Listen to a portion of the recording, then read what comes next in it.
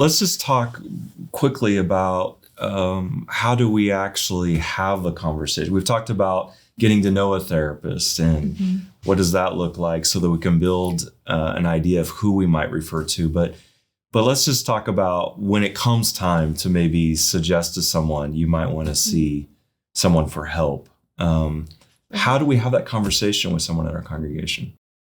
I would say carefully and in love, right? Typically, this is not something I'm going to say to someone that I don't know very well.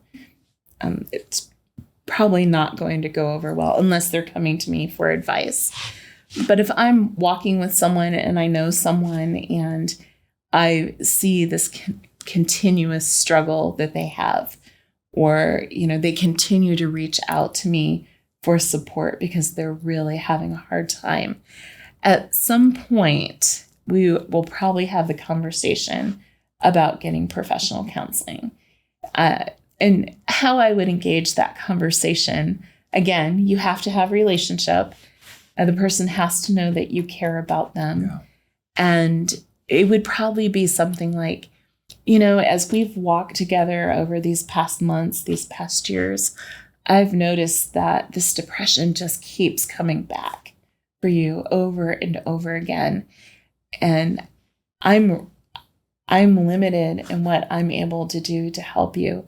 I wonder if maybe it's time for you to see someone who specializes in helping folks who struggle with depression.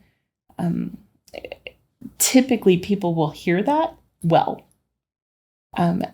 However, I want to say you need to be really careful in the language that you use, because you can unintentionally communicate, you're too messed up for me to continue to be your friend. Yeah. And that's what we want to avoid. Or, if I'm functioning as the pastor or a church leader, you're too messed up for me to continue to walk with you. That's not what I want to communicate. I want to communicate, I care about you. I think that this help will really help you. And I am going to continue to walk with you through the process. Right? Yeah, so it doesn't feel like abandonment. Exactly. Yeah. Exactly. That's so important. Abandonment or rejection. Yeah. Yeah, absolutely. So let's just talk about a church and maybe they're in a community and they haven't engaged in the area of mental health professionals or with them, but maybe they want to build bridges. Yes. What are some ideas, creative thoughts about a church who's wanting to help their congregation? Maybe they're wanting to say, hey, we want to kind of remove that stigma as much as possible if it exists. Right. What can they do in their community to engage and build bridges? I think first, within the church, let's start talking about it. Are we hearing about these things from the pulpit? Are we hearing about them in Sunday school? Can we do a small group that addresses issues around this? There are several really good books that you could walk through together with a group to talk about these things. Is there someone in the church who would be willing to give a testimony and share their story? Because we see if one person is vulnerable, then other folks in the church feel safe to open up. I would also want to think about, are there mental health professionals who are people of faith and can come in and talk to us about this? Can we do, a Saturday workshop? Can we bring this person as a special guest and, interview them from the platform? Can we, so I think all of those are ways to do this. But also in most communities, there are mental health services around, and typically they're combined with social services. And so can we, as a church, begin to engage in volunteer work? Can we partner with some of these organizations to begin to support folks who are really struggling? Yeah, that's really good.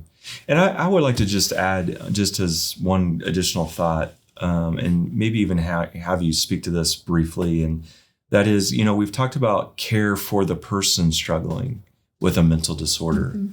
And that person might be single. And even if they're single, they have a family. Right. But they might be a parent with a kid who's struggling with mental disorder, or they might be the parent, or whatever the case may be. And there's people who care about them and love them. And it's also important to think about care for them too. Yes. Sometimes they can get overlooked, possibly, in this process. And it's understandable that that can happen because we're focused on where we see the need most evident to us in front of us. But is it important that we also come alongside those other individuals that love that person, who live with them and are watching this as well? Absolutely. Absolutely.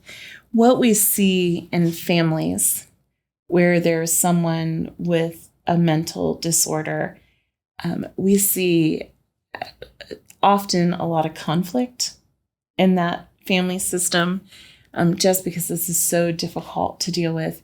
We will see family members who feel overwhelmed, or they're concerned about their loved one.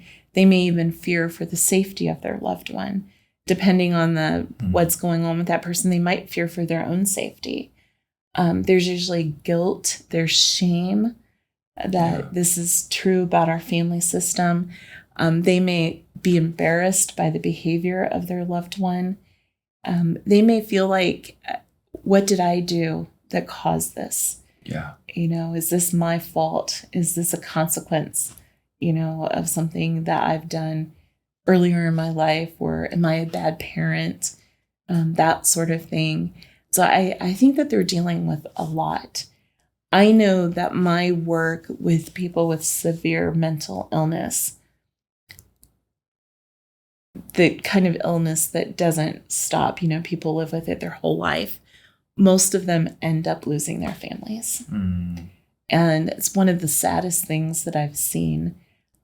Why does that happen? It happens because the family doesn't know how to engage. The family doesn't have support. People don't come alongside them and walk with them through this. And eventually it becomes too much for them. And so I want to think about very early, how can we support the family so that we never end up there? Letting them know they're not alone. Exactly. Yeah, absolutely. I also know, as a mental health professional, that sometimes what we see in a person is due to problems in the family. Sure. It's not generally only that, but we can have some family systems that are really, really unhealthy. And the work that I do with an individual actually will begin to affect the family system. It sometimes is a difficult path for people to walk. If they're starting to get healthier and the family is not getting healthier, there will be some resistance from the family.